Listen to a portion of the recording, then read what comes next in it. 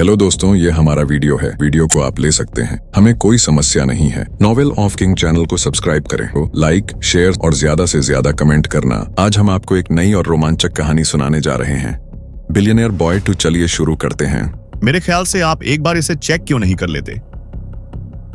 रेहान की बात सुनकर मिस्टर मृणाल, जो अपने हाथ में चाय का कप पकड़े हुए थे, उन्होंने उसकी एक घूंट पीते हुए कहा, हाँ, मैं एक बार चेक कर लेता हूं। मिस्टर मृणाल की बात सुनकर रेहान ने अपने बैग को नीचे रखते हुए उसमें से तरबूज की साइज का एक पत्थर निकालते हुए उसे मृणाल के सामने रख दिया। यह पत्थर शायद 3_4 किलो का था और इसे उठाकर रखने में रेहान को थोड़ी मेहनत करनी पड़ी थी। जैसे ही मृणाल ने उस पत्थर को देखा तो उसकी आंखें एकदम से फैल गईं। अभी तक जो चाहे उसके मुंह में थी और उसने ठीक से उसे निकला भी नहीं था, वह एकदम से उसके मुंह से बाहर आ गई। किस्मत से रेहान जल्दी से पहले ही वहां से हट गया, वरना वह सारी चाय उसके मुंह पर आकर गिरती।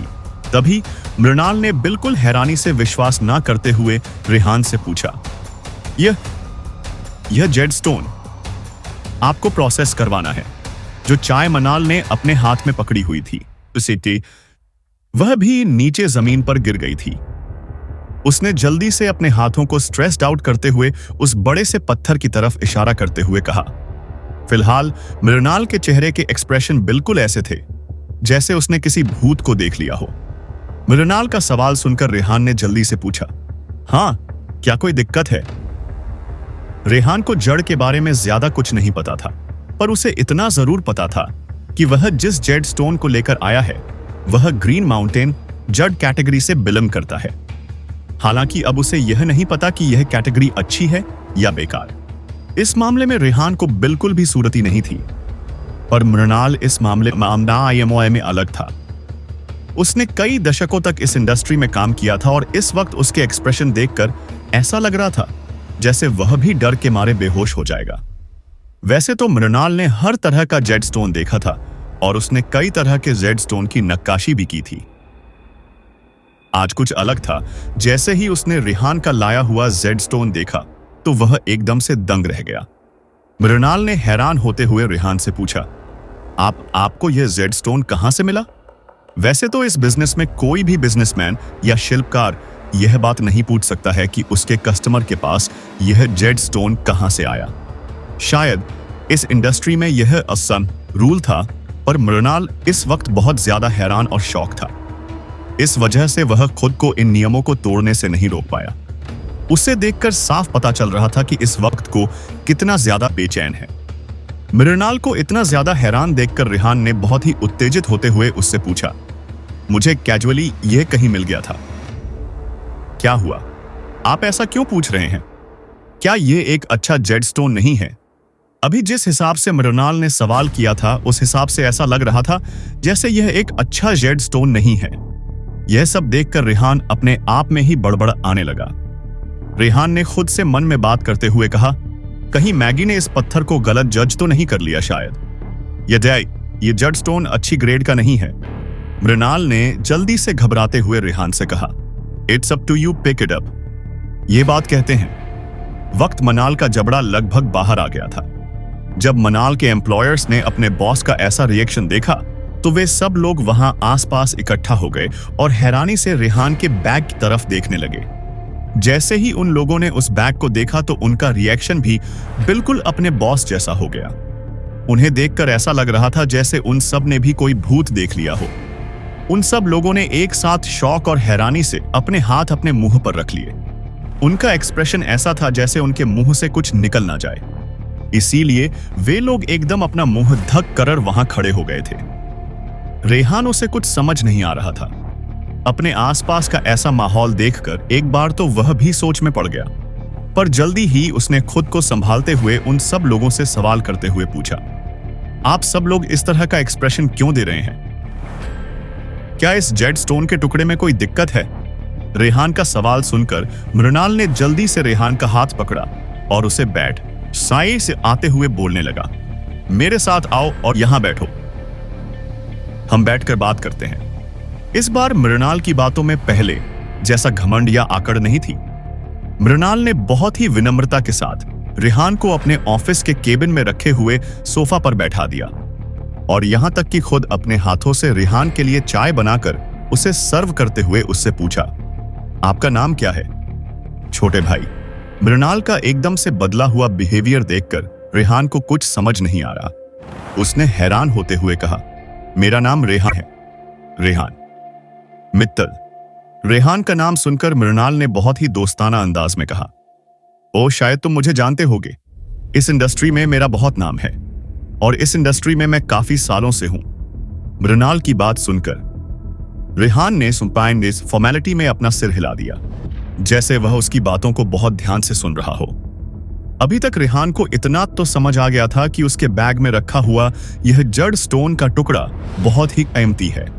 रेहान ने अब बिना इधर उधर की बातें किए सीधे मृणाल से कहा, मिस्टर मनाल, मुझे जेड स्टोन के बारे में ज्यादा नॉलेज नहीं है। मेरे एक दोस्त ने मुझे बताया कि रोटोन ग्रीन माउंटेन जड़ का ही एक टाइप है। मुझे लगता है कि यह काफी अच्छे किस्म का जड़ स्टोन है। मैंने सही कहा न? मृणाल इस वक्त अपने मन में खुद पर ही गुस्सा कर रहा था। उसे ऐसा लग रहा था जैसे उसने आज काफी गलती कर दी। अगर रेहान उसके हाथ से निकल जाता तो शायद वह बहुत कुछ खो देता। और सच कहे तो इसमें मनाल की भी कोई गलती नहीं है। रेहान के कपड़ों को देखकर कोई भी उसे ऑर्डिनरी ही समझता। इस इंडस्ट्री में इतने सालों से रहने के बाद मृणाल को इतना तो समझ आ गया था कि यहां अक्सर आने वाले लोग बहुत रहस्य और चकाचौंध से भरे होते हैं। उनका ग्लैमर ही उनका स्टेटस बताता है और रेहान को देखकर ऐसा लग रहा था जैसे उसके पास कोई खास सामान नहीं होगा। और किसे पता था कि आज मृणाल को ही इतना बड़ा सरप्राइज मिल जाएगा। और सबसे बड़ी बात तो यह थी कि इस वक्त मृणाल खुश भी था और शौक भी, और शायद शौक खुशी से ज्यादा था। इस वक्त रेहान के हाथ में जो जड स्टोन का टुकड़ा था वह सिर्फ रेयर ही नहीं था, बल्कि टॉप ग्रेड जेड स्टोन था। इस वक्त मृणाल ही नहीं बल्कि उसके ऑफिस में या शॉप में काम करने वाली जितनी भी एम्प्लॉय थी वह सब भी काफी हैरानी और खुशी से रेहान को देख रहे थे। यह सभी लोग यहां पर काफी टाइम से काम कर रहे थे और कहीं ना कहीं इन लोगों को भी अच्छे और बुरे ग्रेड की समझ थी और कहीं ना कहीं अच्छे और कीमती जड़ को परखने की इन लोगों को अच्छी समझ थी। और अभी तक इन लोगों को भी समझ आ गया था कि रेहान के हाथ में जो स्टोन है वह बहुत ही कीमती है। यह बात अभी तक रेहान को भी समझ आ गई थी, इसीलिए उसे इतना तो कंफर्म हो गया था कि यह स्टोन काफी अच्छी क्वालिटी का है। वह कुछ बोल पाता उससे पहले ही मृणाल ने रेहान से कहा, रेहान भाई, मुझे समझ नहीं आ रहा कि मैं आपको कैसे बोलूं। आपका जड़ स्टोन काफी अच्छा है, पर फिर भी मैं इसे नहीं ले सकता हूं। जैसे ही रेहान ने यह बात सुनी तो उसने हैरान होकर कहा, वॉट, आप कहना क्या चाहते हैं? रेहान एकदम हैरान रह गया था। उसे समझ नहीं आ रहा था कि आखिर यह सब कुछ चल रहा है। एक तरफ नाल कह रहा था कि यह काफी अच्छा जड़ स्टोन है और दूसरी तरफ यह कह रहा है कि वह रेहान के लिए काम नहीं कर सकता है। रेहान ने अपने मन में सोचा कि शुरू में तो यह कह रहा था कि अगर जड़ स्टोन अच्छी क्वालिटी का हुआ तो ही वह इसकी कर्विंग करेगा, पर अब जब यह जड़ स्टोन इतनी अच्छी क्वालिटी का है तो फिर यह क्यों मना कर रहा है रेहान को? इतना पजल देखकर मृणाल ने हंसते हुए कहा, रेहान, आपका लाया हुआ यह रोटोन काफी बड़ा है। यह top grade green mountain Z है। अगर मैं ईमान से कहूं तो मुझ में आपका यह प्रोसेसिंग का ऑर्डर लेने की हिम्मत नहीं है। मनाल ने अपनी बात कहकर फिर से अपनी नजरें उस जेड स्टोन पर टिका दी जो रेहान के बैग में रखा हुआ था। इतना बड़ा ग्रीन माउंटेन जेड स्टोन का टुकड़ा जिसे देखकर ऐसा लग रहा है कि यह बहुत ज्यादा एक्स्ट्रा ऑर्डिनरी है और इसकी कीमत भी बहुत ज्यादा है। मृणाल को अपनी हैसियत पता थी। हालांकि मृणाल इस जेड स्टोन इंडस्ट्री में बहुत ज्यादा फेमस था, पर फिर भी इतने रेयर और कीमती ग्रीन माउंटेन जेड स्टोन की शिपका करना बहुत हिम्मत वाली बात थी। इस वक्त सवाल यह नहीं था कि मृणाल कितनी अच्छी शिल्पकारी करता है और कितनी अच्छी इस वक्त बात यह थी कि तरबूज के साइज के जितने बड़े जेड स्टोन के टुकड़े को आकार देना और उसकी शिल्पकानन मृणाल में नहीं थी, क्योंकि अगर गलती से भी कोई गलती हो गई तो पूरा जेड स्टोन खराब हो जाएगा और शायद इसकी सारी कीमत फिर मृणाल को ही चुकानी होगी। हालांकि वैसे तो मृणाल के पास कुछ एसेट थी, और अगर वह इन सब की कीमत को जोड़ ले तो भी इतने बड़े जेड स्टोन को नहीं खरीद सकता था। और सबसे बड़ी बात, अगर मनाल इस टास्क को ले भी लेता है और आसपास सिला कोई दिक्कत होती है तो अगर वह खुद को भी बेच दे तो भी वह इस जेड स्टोन के टुकड़े को अफोर्ड नहीं कर पाएगा। इसीलिए पहले ही मृणाल ने रेहान को सब कुछ सच सच बता दिया था। रेहान कुछ बोल पाता तभी वहां पर मैगी आ गई और रेहान से सवाल करते हुए बोली, बॉस क्या हुआ, क्या कोई परेशानी है? मैगी बहुत देर से कियारा के साथ उन ज्वेलरी में फंसी हुई थी। उसका बिल्कुल मन नहीं था यह सब चीजें करने का, पर शायद वह अपनी फ्यूचर बॉस मैम को मना नहीं कर सकती थी। फाइनल अब वह वहां से निकलकर बाहर आ गई थी। असल में मैगी ने बाहर से देखा था कि उसके बॉस काफी देर से इस शॉप के मालिक से बात कर रहे हैं, पर इन दोनों के एक्सप्रेशन कुछ अजीब से लग रहे थे। मैगी को लगा कि शायद कोई परेशानी है, इसीलिए वह तुरंत यहां पर आ गई। मैगी को पहले से ही पता था कि रेहान के पास जो जेड स्टोन है वह बहुत अच्छी क्वालिटी का है और बहुत ही रेयर है और बहुत ही ज्यादा महंगा भी। इतना महंगा जड़ स्टोन देखकर किसी भी इंसान का दिल बदल सकता है, और शायद यह कहना मुश्किल है कि अपने सामने इतना बड़ा खजाना देखने के बाद इस शॉप के मालिक के इंटेंशन अभी भी आसुदा होंगे। यही सब सोचकर मैग अंदर आ गई थी, ताकि अगर कुछ भी गलत होने का 1% भी चांस हो तो वह तुरंत अपने बॉस की रक्षा कर सके। मृणाल का दिल एक बार के लिए एकदम से धड़कना बंद हो गया जब उसने देखा कि उसके सामने खड़ी हुई यह अप्सरा जैसी लड़की रेहान को बॉस कहकर बुला रही है। उसने अपने मन में सोचा कि उसने एक बार फिर से रेहान को कम समझने की गलती कर दी। उसे एक आम इंसान समझने की 2 बार गलती मनाल अभी तक कर चुका था। अभी तक रेहान को इतना तो समझ आ गया था कि उसका लाया हुआ जेड स्टोन का पीस बहुत ही अच्छी क्वालिटी का है, और इस बात को मृणाल ने भी मान लिया था। तभी बाहर से मैगी भी केबिन के अंदर आ गई थी और रेहान के बगल में आकर खड़ी हो गई थी, क्योंकि उसे लग रहा था कि शायद कोई ना कोई गड़बड़ जरूर है और यह मालिक मृणाल जरूर कोई चालाकी कर रहा है। असल में जब मृणाल को पता चला कि रेहान को इस इंडस्ट्री और जेड स्टोन के बारे में ज्यादा नॉलेज नहीं है तो उसने रेहान का फायदा उठाने की कोशिश की, क्योंकि इस वक्त उसके सामने जो इतना बड़ा जेड स्टोन का टुकड़ा रखा हुआ था उसकी कीमत उसकी सोच से भी बहुत ज्यादा थी। यही सब सोचकर मृणाल ने जानबूझकर रेहा के साथ ट्रिक प्ले करने की कोशिश की, ताकि कुछ भी करके वह इस जेड स्टोन को पा सके। पर जैसे ही उसने देखा कि उसके सामने खड़ी हुई खूबसूरत लड़की रेहान को बॉस कहकर बुला रही है तो उसे तुरंत ही रेहान के साथ चीटिंग करने का आइडिया अपने दिमाग से निकाल दिया। भले ही रेहान ने साधारण कपड़े पहने हुए थे, उसका ऑरा और टेम्परामेंट साधारण नहीं था। मनाल अच्छे से देख सकता था कि रेहान के चेहरे पर एक अलग ही तेज है, जैसे उसने दुनिया जीत ली हो। मृणाल ने जब देखा कि रेहान ने इतने कीमती जेड स्टोन को बस ऐसे ही उठाकर अपने बैग में रखवा नहीं लिया और उसकी ज्यादा परवाह नहीं की, तो इसका मतलब साफ था कि इतना कीमती पत्थर भी रेहान के लिए कोई बड़ी बात नहीं है, या उसकी नजरों में इसकी कोई खास अहमियत नहीं है। कहीं ना कहीं मनाल को अब समझ आ रहा था कि उसके सामने बैठा हुआ यह इंसान, जिसे वह लड़की बहुत कहकर बुला रही है, जरूर कोई बहुत बड़ा इंसान है और बहुत अमीर भी, जिसके लिए इतने कीमती पत्थर की कीमत कोई खास मायने नहीं रखती है। आफ्टर ऑल, इस बात से कोई फर्क नहीं पड़ता कि यह जड़ स्टोन कितना महंगा है और कितना कीमती है, क्योंकि अमीर लोगों के लिए यह एक खेलने की चीज है, या कहे कि सिर्फ शो ऑफ करने की चीज है। इस वक्त मृणाल और उसके एम्प्लॉय पूरी तरह से हैरान होकर रेहान को ही देख रहे थे। जब रेहान यहां आया था तो उन लोगों ने सोचा था कि रेहान कोई आम इंसान होगा जो ऐसे ही किसी भी गली में घूमता मिल जाएगा, पर किसने सोचा था कि बिना आवाज करे रेहान इतना बड़ा जेड स्टोन उनके सामने लाकर रख देगा। करोड़ों की कीमत का यह जेड स्टोन, जिसकी कीमत मनाल की दुकान में रखे हुए सारे जेड स्टोन और ज्वेलरी की कीमत से भी ज्यादा थी। और सबसे बड़ी बात, पूरे मार्केट में इतनी अच्छी ग्रेड का जेड स्टोन मिलना सच में मुश्किल था, या सच कहे तो ही नहीं। इस वक्त वहां खड़े हुए एम्प्लॉयज के बीच में कानाफूसी होनी शुरू हो गई थी। ओ माय गॉड, क्या मैंने कुछ गलत देख लिया है या मुझे कोई वहम हो रहा है?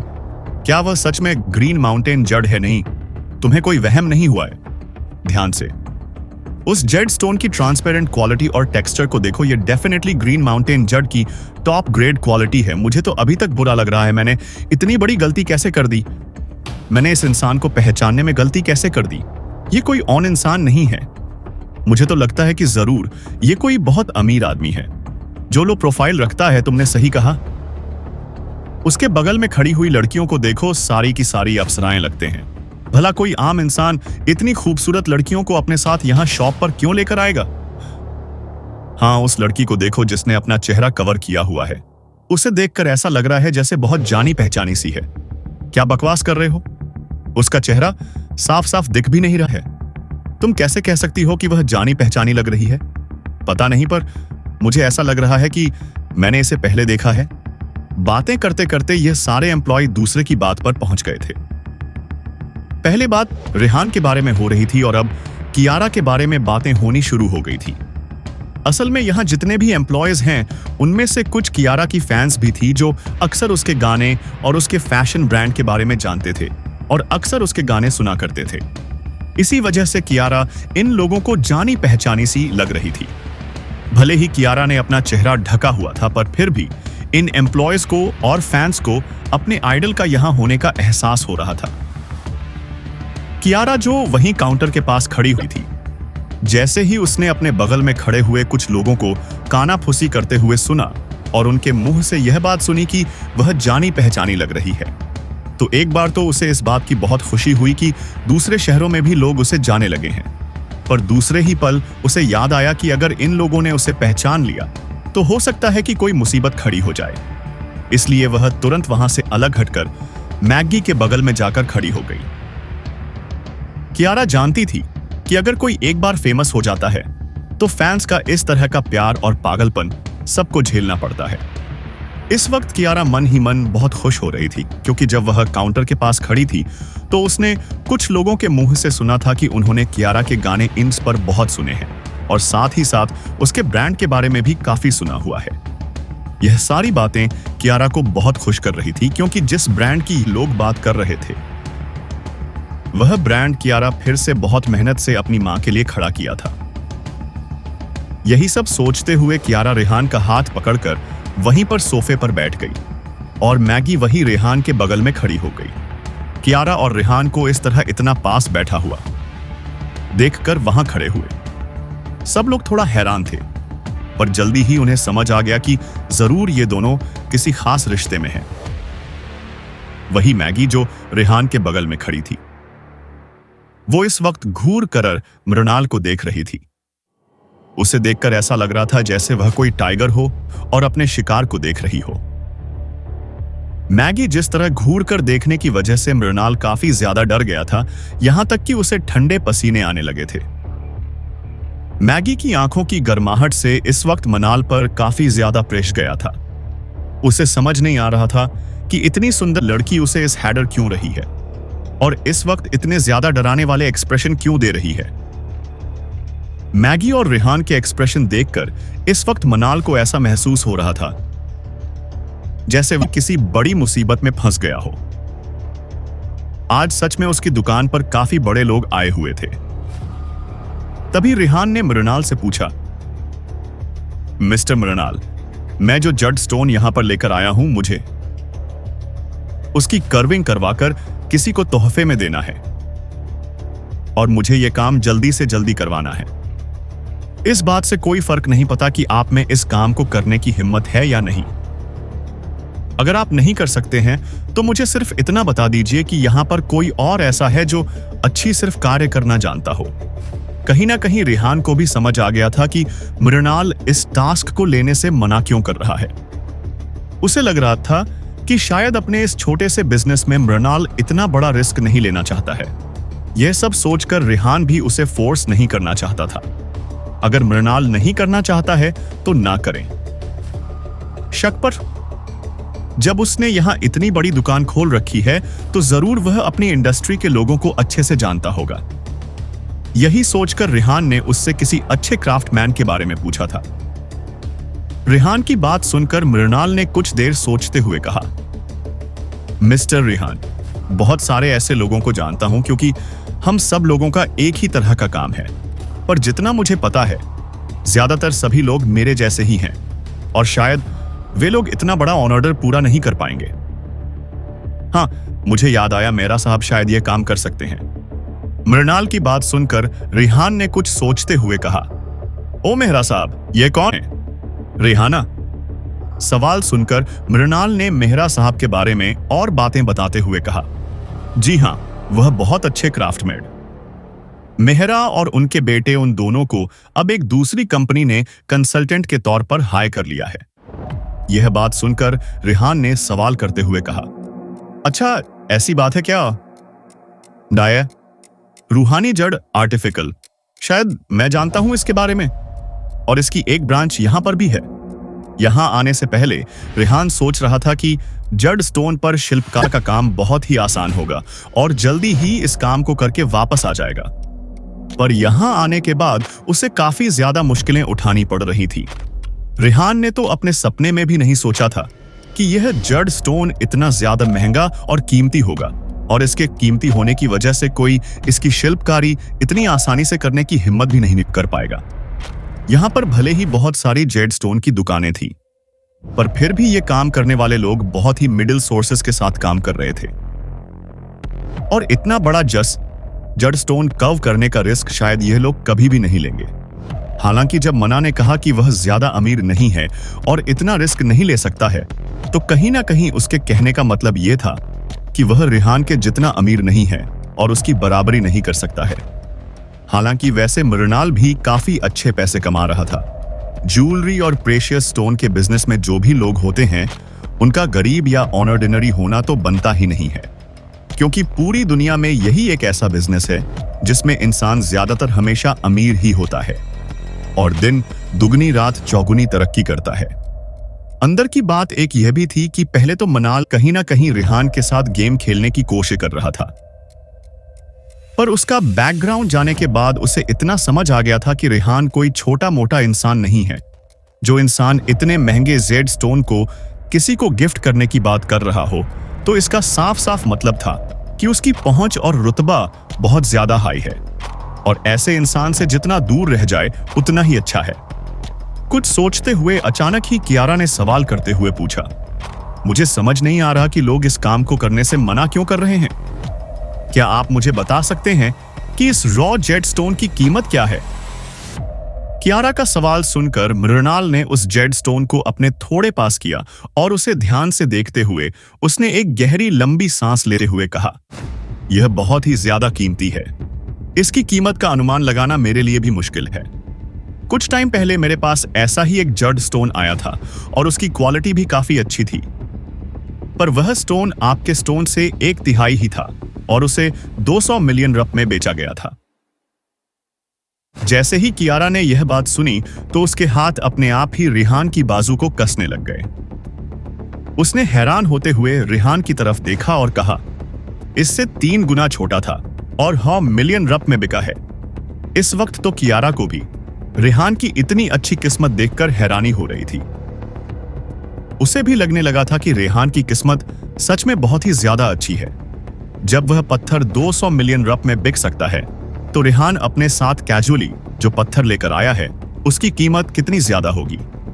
कियारा कुछ बोल पाती उससे पहले ही मनाल ने खुद ही आगे बोलते हुए कहा, और रही बात रेहान, आप जो पत्थर लेकर आए हैं उसकी तो मुझे लगता है कि अगर मैं इसका कस्टम होता तो डेफिनेटली इसे ना बिलियन रुप से कम ने नहीं खरीदता। जैसे ही वहां खड़े सभी लोगों ने यह बात सुनी तो सब लोग एकदम हैरान रह गए। रेहान और मैगी फिर भी इतनी ज्यादा हैरान नहीं थे, पर बाकी सभी लोग बहुत ही ज्यादा शॉक हो गए थे। जेड स्टोन का एक सिंगल पीस 9 बिलियन रुपए से ज्यादा का है। यह बात वहां खड़े हुए हर एक इंसान को पागल कर रही थी। जैसे ही वहां खड़े लोगों ने सुना कि रेहान के पास जो जेड स्टोन है उसकी कीमत कम से कम 1 बिलियन रुपए है, तो सबकी आंखें हैरानी से एकदम बड़ी हो गई। हालांकि मैगी और रेहान का रिएक्शन पहले जैसा ही था, उन्हें कोई खास हैरानी नहीं हुई थी। इस वक्त यहां रखा हुआ यह जेड का टुकड़ा भी सब लोगों को एक अलग ही क्रेजीनेस दे रहा था। इस वक्त वहां खड़े हुए हर एक इंसान की आंखों में एक अलग ही चमक थी। वहां काम करने वाले जो एम्प्लॉयज थे वे लोग भी अपने बॉस की कही हुई बात से काफी ज्यादा हैरान नजर आ रहे थे। यह सभी एम्प्लॉय इस जेड स्टोन को अपनी किस्मत की चाबी समझ रहे थे।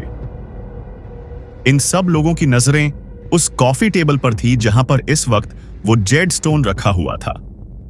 उस स्टोन को देखकर भी गलत करने से रोकना चाहती है। जब से मृणाल ने वह बात रेहान से पूछी थी जो उसे नहीं पूछनी चाहिए थी, तभी से कहीं ना कहीं अब वो और ज्यादा मैगी की आंखों में खटक लगा था। जैसे ही मृणाल ने इस बारे में सोचा तो उसे खुद को थप्पड़ मारने का मन कर रहा था। उसे समझ नहीं आ रहा था कि वह क्यों बार बार अपना मुंह खोल रहा है और वजह क्यों अपने आप को शक के घेरे में डाल रहा है। मृणाल की बात सुनकर रेहान ने कुछ देर सोचते हुए कहा, नहीं, इसमें ना बताने जैसा कुछ नहीं है। असल में मुझे यह जेड स्टोन का टुकड़ा मेरे खुद के आइलैंड पर मिला है। रेहान को इस बात से कोई फर्क नहीं पड़ता कि अगर किसी को पता चल भी गया तो क्या होगा, क्योंकि रिफ्लेक्टिंग मून आइलैंड उसका अपना आइलैंड था और वहां पर बहुत टाइट सिक्योरिटी लगाई हुई थी और वहां पर लगभग सारे टाइगर सिक्योरिटी गार्ड सिक्योरिटी दे रहे थे। रेहान की परमिशन के बिना कोई वहां जाने की हिम्मत भी नहीं कर सकता था। रेहान का घर जब उस आइलैंड पर बन जाएगा तो वहां सिक्योरिटी और भी ज्यादा टाइट हो जाएगी और रेहान को वहां से कुछ चोरी होने की चिंता करने की भी जरूरत नहीं है, क्योंकि रेहान के सारे टाइगर सिक्योरिटी गार्ड बहुत ही एक्स्ट्रा ऑर्डिनरी थे। जैसे ही मृणाल ने यह बात सुनी तो उसने हैरान होकर पूछा, आपका आइलैंड, आपका प्राइवेट आइलैंड? मृणाल को इतना हैरान देखकर रेहान ने बहुत ही सिंपल और बिना किसी एक्सप्रेशन के कहा, हाँ, मेरा प्राइवेट आइलैंड। इस वक्त मृणाल की आंखें लगभग बाहर आने को थी। उसने अपने मन में सोचा कि सच में मैंने अपने सामने बैठे हुए इंसान को बहुत ही ज्यादा अंडर एस्टिमेट कर लिया। मेरे सामने बैठा हुआ यह हैंडसम और यंग आदमी सिर्फ स्ट्रॉन्ग बैकग्राउंड ही नहीं रखता है, बल्कि एक हाई रिच बैकग्राउंड भी रखता है। कोई भी अमीर आदमी ज्यादा से ज्यादा 10 अंडर 20 अच्छे घर और महंगी रख सकता है, पर रेहान के पास तो खुद का एक आइलैंड था और वहां से उसे इतना कीमती जेड स्टोन भी मिल गया था। इतना अमीर आदमी जरूर किसी बहुत बड़े परिवार का बेटा होगा या फिर खुद कोई बहुत महान हस्ती होगा। भला मृणाल जैसा छोटा सा जड़ शॉपकीपर कैसे इतने बड़े आदमी के साथ कुछ भी गलत करने के बारे में सोच सकता था? इस वक्त मृणाल को अपने किए हुए व्यवहार पर बहुत ही ज्यादा गुस्सा आ रहा था। उसने अपने मन में सोचा कि उसने इतनी देर तक रेहान को इंतजार करवाकर और उसे बिना वजह सुनाकर अच्छा नहीं किया। वो तो अच्छा हुआ कि रेहान ने ज्यादा सीरियसली इस बात को नहीं लिया, वरना अभी तक यहां पर वह जिंदा नहीं खड़ा होता। काफी देर तक इधर उधर की बातें हो गई थी। अब रेहान ने सीधा पॉइंट पर आते हुए कहा, मिस्टर मृणाल, आप ये सारी बातें छोड़िए। आपने जिस इंसान के बारे में मुझे अभी अभी कहा, मिस्टर मेहरा, मैं उन्हें नहीं जानता हूं। क्या आप एक बार उनसे बात करके मेरी सिचुएशन उन्हें समझा सकते हैं? असल में रूहानी जैद स्टोर की बहुत सारी ब्रांचेस इस शहर में थी और मिस्टर मेहरा यहाँ के कंसल्टेंट थे। इस वजह से यह कहना मुश्किल था कि इस वक्त वो कहां होंगे। रेहान उन्हें पर्सनली नहीं जानता था और ना ही इतनी सी बात के लिए अपनी असली पहचान और ताकत का इस्तेमाल करना चाहता था। इसीलिए वह जानता था कि उसे मिस्टर मेहरा को ढूंढने में थोड़ा टाइम लग जाएगा। अगर रेहान खुद उस शॉप पर जाता है तो भी वहां काम करने वाले लोग रेहान को पहचान नहीं पाएंगे। ऐसे में सिर्फ एक जेड स्टोन की क्राफ्टिंग के लिए भला वे लोग इस कंपनी के इतने बड़े कंसल्टेंट को कॉल क्यों करेंगे? यही वजह थी जो रेहान ने देखा कि कहीं ना कहीं अब उसका रॉ और इंप्रेशन मृणाल पर पड़ चुका है। उसने इस बात का फायदा उठाते हुए मृणाल की मदद मांग ली। अपने सामने बैठे हुए इतने बड़े आदमी की मदद मांगने पर मृणाल बिल्कुल भी मना नहीं कर पाया। उसने बिल्कुल गारंटी देते हुए कहा, आप चिंता मत कीजिए मिस्टर रायहान, मैं अभी मिस्टर मेहरा से बात कर लेता हूं। और फिर आपके पास तो इतना प्रेशियस और कीमती जेड स्टोन है, मुझे पूरी उम्मीद है कि मिस्टर मेहरा आपके ऑर्डर में जरूर इंटरेस्टेड होंगे। मैं बस अभी उनसे बात करके आता हूं। मृणाल की बात सुनकर रेहान ने थोड़ा मुस्कुरा दिया। मृणाल वहां से कॉल करने के लिए चला गया और वही कियारा उस जेड स्टोन को अपनी ओर खींचकर उसे ध्यान से देखने लगी। मृणाल के सीरियस एक्सप्रेशन देखकर कियारा को इतना तो समझ आ गया था कि इस दुकान का मालिक झूठ नहीं बोल रहा है। कियारा बहुत ही ध्यान से उस पत्थर को देख रही थी और अपने मन में सोच रही थी कि आखिर सच में पत्थर की भी कीमत होती है। बस कोई कीमत लगवाने वाला चाहिए। और अपने मन ही मन में यह कहकर कियारा बहुत ही प्यार से रेहान की तरफ देखने लगी। कियारा ने रेहान से सवाल करते हुए पूछा, रेहान, अभी अभी मिस्टर मृणाल ने कहा कि इस रॉ जेड स्टोन की कीमत 1 बिलियन रुपए है। जब इसकी अच्छे से नक्काशी हो जाएगी तब तो इसकी कीमत और भी ज्यादा बढ़ जाएगी। कियारा का सवाल सुनकर रेहान ने मुस्कुराते हुए कहा, ऑफ कोर्स इसकी कीमत बढ़ जाएगी मिस्टर मृणाल। जो अब तक फोन पर बात कर रहे थे। तभी रेहान ने अपने मन में सोचा कि अगर वह इसी जेड स्टोन को, जो कि बहुत ज्यादा रेयर है, उसे किसी ऑक्शन में नीलाम करता है तो जरूर इस बेशकीमती जेड स्टोन को खरीदने वाले लोग इसकी कीमत को और भी ज्यादा बढ़ा देंगे। पर अगले ही पल रेहान ने अपने विचारों को एक तरफ रख दिया और सोचने लगा कि आखिर उसे अपनी इतनी एनर्जी वेस्ट करनी ही क्यों है। वैसे भी वह आसिस जन को पहले ही जुनैद के फादर के बर्थडे पर उन्हें गिफ्ट करने के बारे में सोच चुका है, इसीलिए अब कोई और विचार रखना शायद गलत होगा। वहीं दूसरी तरफ जब मिस्टर मृणाल ने मिस्टर मेहरा को कॉल लगाया तो पहली बार में उनकी आवाज सुनकर ऐसा लग रहा था जैसे उनके पास बिल्कुल भी वक्त नहीं है और वह बहुत जल्दी में है। उन्होंने जब अननोन नंबर से कॉल आते हुए देखा तो उन्होंने कॉल पर कहा, कौन बोल रहा है? जैसे ही मिस्टर मृणाल ने यह बात सुनी तो उन्होंने बहुत ही सावधानी से अपना परिचय देते हुए कहा, मिस्टर मेहरा, मैं मनाल जोसेफ बात कर रहा हूं, जेड स्टो का ओनर। जैसे ही मिस्टर मेहरा ने मृणाल को अपना परिचय देते हुए सुना तो उन्होंने अपनी टोन को थोड़ा सा रिलैक्स करते हुए कहा, ओ तो ये तुम हो, बोलो क्या काम है? मैं थोड़ा जल्दी में हूं। हालांकि वैसे तो मनाल और मिस्टर मेहरा दोनों ही एक दूसरे को काफी अच्छे से जानते थे, क्योंकि दोनों ही एक ही फील्ड से थे, पर फिर भी उन दोनों के बीच में कोई खास अच्छा रिश्ता नहीं था। और सबसे बड़ी बात, इस वक्त मिस्टर मेहरा काफी बड़े कंसल्टेंट बन चुके थे और मृणाल अभी भी एक शॉप का ऑनर ही था। इन दोनों का फाइनेंशियल स्टेटस काफी डिफरेंट था। इस वजह से भी कहीं ना कहीं मिस्टर मेहरा की बातों में घमंड साफ नजर आ रहा था। मिस्टर मेहरा जानते थे कि मृणाल उनके लिए कोई खास फायदेमंद नहीं है, इसीलिए उन्होंने मृणाल को कोई खास अहमियत देना जरूरी नहीं समझा। मृणाल ने खुद को शांत किया और उसके बाद जो कुछ भी हुआ वह सब कुछ शॉर्ट में मिस्टर मेहरा को बता दिया। हालांकि जैसे ही मनाल ने उन्हें बताया कि उस जेड स्टोन की साइज तरबूज के जितनी है और वह सबसे रेयर ग्रीन माउंटेन जेड है, तो यह बात सुनते ही एक बार तो मिस्टर मेहरा के हाथ पैर भूल गए और उनका जबड़ा अभी लगभग बाहर आ गया। उनके हाथों की पकड़ एकदम ढीली हो गई, यहां तक कि उन्होंने जो फोन पकड़ा हुआ था वह भी नीचे गिरने वाला था। जल्दी ही उन्होंने खुद को संभाला और एक बार फिर से सवाल करते हुए और कंफर्म करते हुए कहा, क्या क्या कहा तुमने अभी अभी? ग्रीन माउंटेन जेड स्टोन, और वो भी वाटरमेलन साइज का? मृणाल ने कंफर्म करते हुए कहा, हाँ, आपने बिल्कुल सही सुना मिस्टर मेहरा। मेरे पास जो आदमी आया हुआ है उसने कहा कि वह समय यहां पर उस जेड स्टोन की नक्काशी करवाने के लिए आए। पर आप भी जानते हैं भला मैं इतना बड़ा ऑर्डर कैसे एक्सेप्ट कर सकता था? मुझे कुछ समझ नहीं आया, तो मैंने सोचा कि एक बार आपसे ही फोन करके पूछ लूं। जैसे ही मिस्टर मेहरा ने सुना कि मृणाल फिर से उसी बात को दोहरा रहा है तो उन्होंने फोन की दूसरी तरफ से थोड़ा गुस्सा करते हुए कहा, मनाल, क्या तुम दिन में सपने देख रहे हो या फिर मुझे बेवकूफ बनाने की कोशिश कर रहे हो?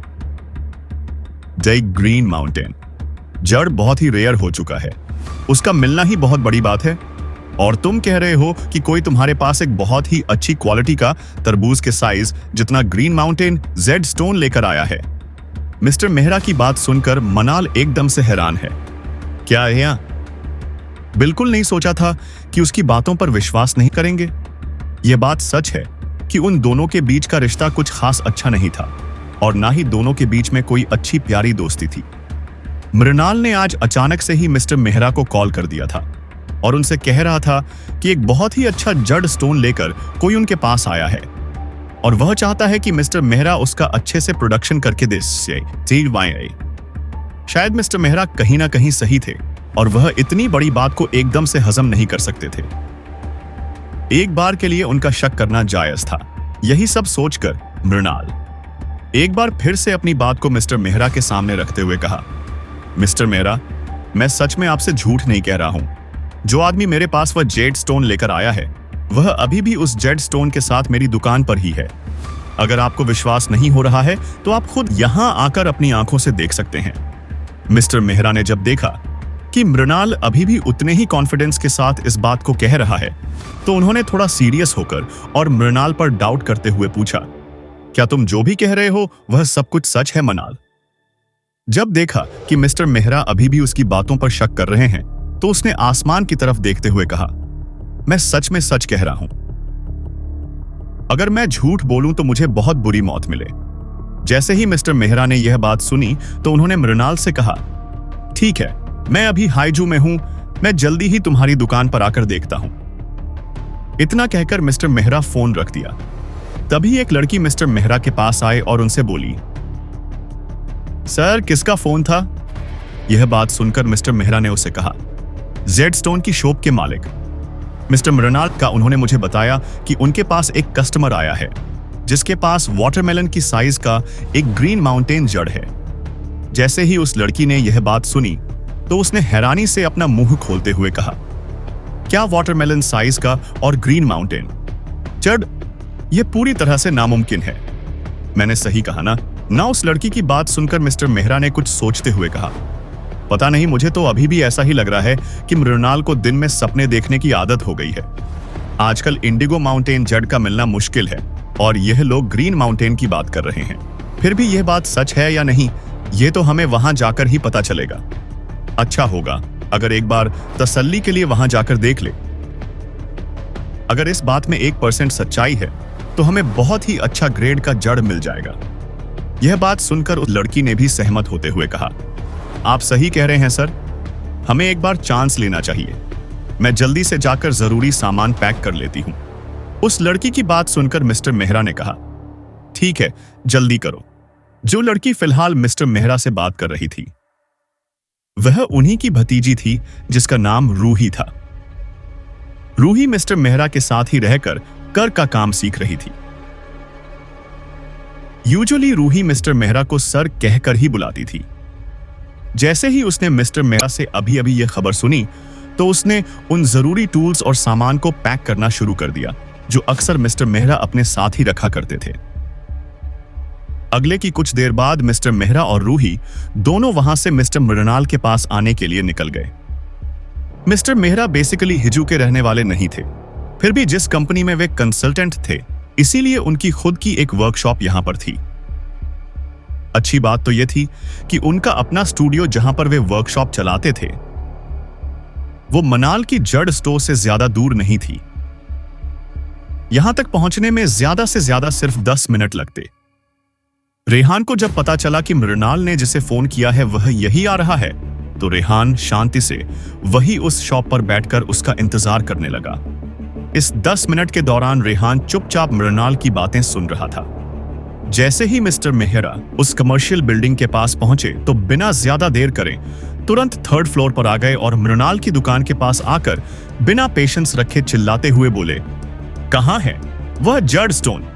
जल्दी बताओ, कहां है वह जड़ स्टोन जिसकी तुम बात कर रहे थे? जल्दी से मुझे उसे देखने दो। मृणाल ने जब देखा कि मिस्टर मेहरा बहुत ज्यादा घबराए हुए लग रहे हैं तो उन्होंने उनके पास जाकर कहा, मिस्टर मेहरा प्लीज आप शांत हो जा और पहले आराम से बैठ जाए। मृणाल की बात सुनकर मेहरा ने उसे हाथ दिखाते हुए रोक दिया और कहा, मैं यहां बैठने नहीं आया हूं, जल्दी से मुझे वह जेड स्टोन दिखाओ।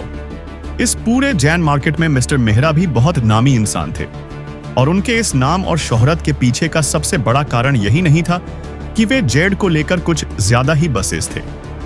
जैसे ही अच्छा जेड स्टोन का टुकड़ा मिलता था तो वे 3 दिन और 3 रात तक बिना सोए बस उस जेड स्टोन को खुद के सीने से लगाए रखते थे, जैसे वह पत्थर का टुकड़ा ना होकर उनका कोई बच्चा हो। इसी वजह से अक्सर लोग उन्हें जड़ एडिक्ट कहकर बुलाते थे। मिस्टर मेहरा की बात सुनकर मृणाल ने अपनी उंगली से इशारा करते हुए कहा, मिस्टर मेहरा, वो जेड स्टोन वहां पर है। मिस्टर मेहरा की ऐसी हालत देखकर मृणाल को काफी हंसी आ रही थी, पर फिर भी उसने खुद को कंट्रोल कर लिया। वो भी माउंटेन जेड स्टोन इस वक्त सोफा के सामने की वाली कॉफी टेबल पर रखा हुआ था। इसकी साइज काफी बड़ी दिख रही थी और ऑफ कोर्स इसका वेट भी बहुत ज्यादा था। अगर यह टेबल मजबूत लकड़ियों की नहीं बनी होती तो अभी तक उस जेड स्टोन के वजह से कब की कॉफी टेबल टूट चुकी होती। जैसे ही मिस्टर मेहरा ने उस जेड स्टोन को उस टेबल पर देखा तो उनकी आंखें लगभग बाहर आने को हो गईं। वही रूही जो मिस्टर मेहरा को भी फॉलो कर रही थी। जैसे ही उसने जड़ को देखा तो उसने अपने दोनों हाथों से अपना चेहरा कवा कर लिया। उसे देखकर ऐसा लग रहा था जैसे वह हैरान भी है और डरी हुई भी। इस वक्त मिस्टर मेहरा और रूही दोनों की हालत एकदम एक जैसी थी। मिस्टर मेहरा ने खुश होते हुए कहा, ये सच में ग्रीन माउंटेन जेड है। यहां सच में इतना बड़ा रॉ जेड है। मृणाल जब देखा कि मिस्टर मेहरा इस वक्त काफी ज्यादा हैरान दिख रहे हैं तो उसने बहुत ही ध्यान से अपना हाथ उनके कंधे पर हाथ रखते हुए कहा, मिस्टर मेहरा क्या आप ठीक हैं? जैसे ही मृणाल ने मिस्टर मेहरा के कंधे पर हाथ रखा तब जाकर वे अपनी सोच से बाहर आए और एक गहरी लंबी सांस लेते हुए थोड़ा रिलैक्स होने लगे। उन्हें देखकर ऐसा लग रहा था जैसे पिछले कुछ पल में उन्होंने सांस भी नहीं ली थी। मिस्टर मेहरा की उम्र इस वक्त लगभग 60 साल थी। हालांकि उन्हें देखकर कोई बता नहीं सकता था कि उनकी उम्र इतनी ज्यादा है, क्योंकि हर वक्त बहुत ही एनर्जेटिक रहते थे। उनके सिर पर आए हुए सफेद बाल उनकी उम्र और तजुर्बे दोनों को बता रहे थे। अक्सर लोग जब बूढ़े हो जाते हैं या उम्र दराज होने लगते हैं तो उन लोगों से अपनी एक्साइटमेंट या कोई और इमोशन छुपाए नहीं छुपता है, और इस वक्त मिस्टर मेहरा की हालत भी कुछ ऐसी ही थी। जब उन्होंने उस जो स्टोन को देखा तो भी सांस लेना ही भूल गए। तभी अचानक से शायद उन्हें बेचैनी होने लगी और उन्होंने अपने दिल पर हाथ रखते हुए रूही से कहा, रूही जल्दी से मुझे मेरी दवाइयां दो। जैसे ही रूही ने अपने सर की बात सुनी तो उसने तुरंत डरते हुए जल्दी से अपने बैग से दवाइयां निकालकर मिस्टर मेहरा की तरफ बढ़ाते हुए कहा, ठीक है, मैं आपके दवाइयां देती हूं, पर प्लीज आप ज्यादा एक्साइटेड मत होइए। पहले आप बैठ जाइए और आराम से अपनी दवाई लेकर थोड़ा रिलैक्स कीजिए। इस वक्त सबको समझा रहा था कि आखिर मिस्टर मैया को लोग जेड एडिक्ट कहकर क्यों बुलाते थे। अभी तक मृणाल भी थोड़ा सा घबरा गया था। उसने खबर आते हुए अपने एम्प्लॉयज को कहा, मिस्टर मेहरा, क्या आप ठीक हैं? क्या हो गया? आपको जल्दी से जाकर एम्बुलेंस बुलाओ। जैसे ही मृणाल ने यह बात कही तो मिस्टर मेहरा ने उसे रोकते हुए कहा, नहीं, इसकी कोई जरूरत नहीं है। अब मैं ठीक हूं। मैं कुछ ज्यादा ही एक्साइटेड हो गया था, इसीलिए जैसे ही रूही ने मिस्टर मेहरा को दवाइयां दी तो वे फिर से एकदम नॉर्मल हो गए। वही रेहान जो साइड में बैठकर यह सब कुछ देख रहा था, उसे समझ नहीं आया कि वह किस तरह से रिएक्ट करे। उसने अपने सामने कॉफी टेबल पर रखे हुए अपने जेड स्टोन को देखा और फिर अपने मन में सोचा कि इसमें इतना एक्साइटेड होने वाली क्या बात है। पता नहीं इन्हें इसमें ऐसा क्या दिख रहा है जो इन्होंने एक पल के लिए अपनी जान ही खतरे में डाल दी। अभी अभी मृणाल सच में बहुत ज्यादा डर गया था, क्योंकि उसकी दुकान पर जो इंसान आया था वह सच में बहुत बड़ा इंसान था, और अगर उन्हें कुछ हो जाता तो शायद कहीं ना कहीं इसका जिम्मेदार वह खुद भी हो सकता था। इसीलिए उसने थोड़ा चिंता करते हुए एक बार फिर से कंफर्म करते हुए पूछा, मिस्टर मेहरा, आप सच में ठीक है ना? मिस्टर मेहरा ने अपना हाथ दिखाते हुए मृणाल से कहा, हाँ, मैं ठीक हूं। मैं जानता हूं अपने बारे में ऐसा कुछ नहीं हुआ है। मुझे तुम्हें ज्यादा टेंशन लेने की जरूरत नहीं है। अपनी बात कहने के बाद मिस्टर मेहरा ने अपना सिर उठाकर रेहान की तरफ देखा, जो वही साइड में सोफा के पास बैठा हुआ था, और अभी तक उसने कुछ भी नहीं कहा था। सत्य मिस्टर मेहरा ने एक नजर अच्छे से रेहान को देखा, जिसके बाद उससे कहा, यह हैंडसम यंग लड़का जरूर इस जड़ स्टोन का मालिक होगा। मैंने सही कहा ना? रेहान ने जब देखा कि उसके बारे में ही बात हो रही है तो उसने से जवाब देते हुए कहा, हाँ, ये जेड स्टोन मेरा ही है। हेलो मिस्टर मेहरा, मेरा नाम रेहान मित्तल है। रेहान को देखकर मिस्टर मेहरा ने थोड़ा नॉर्मल होते हुए कहा, इस उम्र में आकर मेरे साथ अक्सर ऐसा हो जाता है, और मेरी वजह से मेरे आसपास के लोगों को भी कई बार बिना वजह परेशानी उठानी पड़ती है। क्या मैंने आप सब लोगों को बहुत ज्यादा डरा दिया था? क्या पता नहीं मिस्टर मेहरा को ऐसा क्या लग रहा था रेहान में, कि बस पहली ही नजर में कहीं ना कहीं ने वो रेहान से इंप्रेस लग रहे थे। इसी वजह से उन्होंने नॉर्मल होते हुए रेहान से इस तरह की बातें की।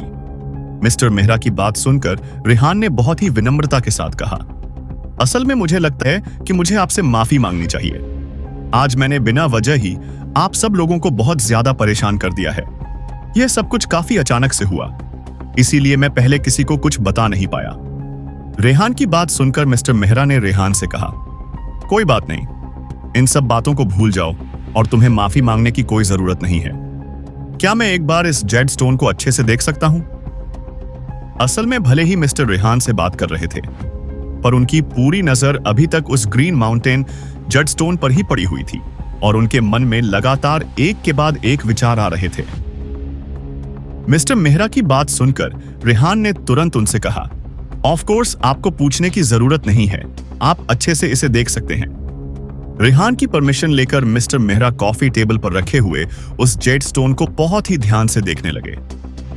मिस्टर मेहरा वहीं पास वाले सोफे पर बैठे हुए थे और रूही के लाए हुए उन टूल से, जिसमें एक शीशा भी था, उससे बहुत ही ध्यान से उस पत्थर को देख रहे थे।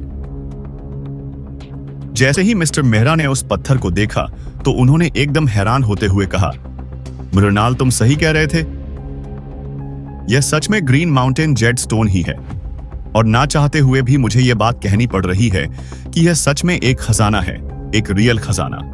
इतना कहने के बाद मिस्टर मेहरा फिर से उस पत्थर को ध्यान से देखने लगे और अपने आप में ही कुछ बड़बड़ा नहीं लगे। एक तरफ मिस्टर मेहरा बैठे हुए थे और दूसरी तरफ रेहान बैठा हुआ था।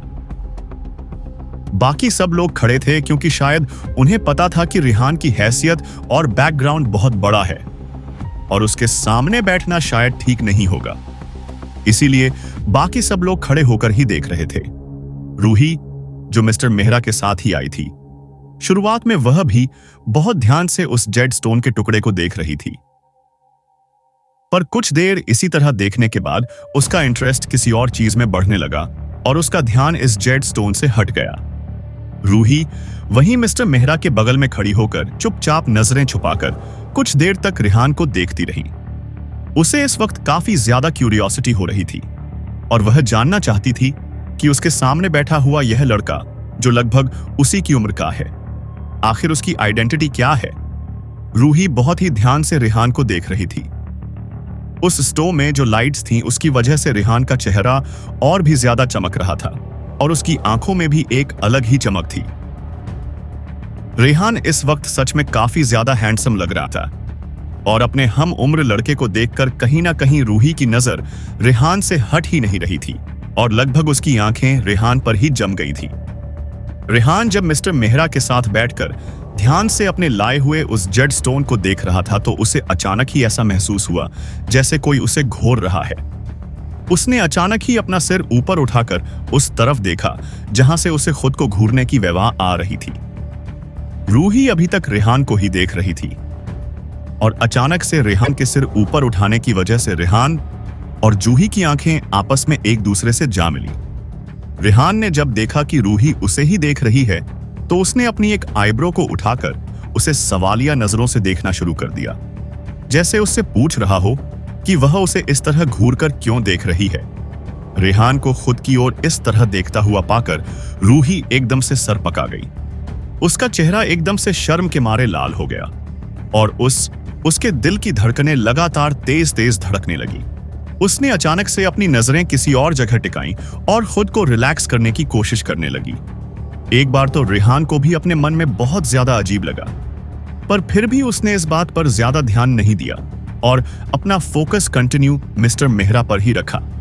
अभी अभी जब रेहान ने अपनी एक आईब्रो को उठाकर रूही को देखा तो रूही का दिल इतनी तेज धड़कने लगा कि जैसे अगले ही पल उसका दिल निकलकर बाहर आ जाएगा। इस वक्त रूही का दिमाग पूरी तरह से अलग अलग ख्यालों से भर गया था और एक के बाद एक उसके दिमाग में ख्याल आते ही जा रहे थे।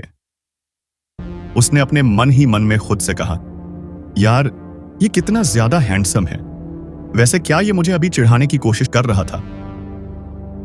नहीं नहीं, ऐसा नहीं हो सकता, वैसे भी यहाँ पर बहुत सारे लोग हैं और इसे देखकर लगता है कि ये काफी अच्छे और स्ट्रॉन्ग बैकग्राउंड से हैं।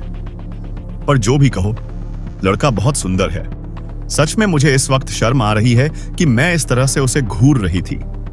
वैसे रेहान को भी अभी अभी बातों ही बातों में मिस्टर मेहरा से पता चला था कि रूही उनकी स्टूडेंट और भतीजी दोनों हैं।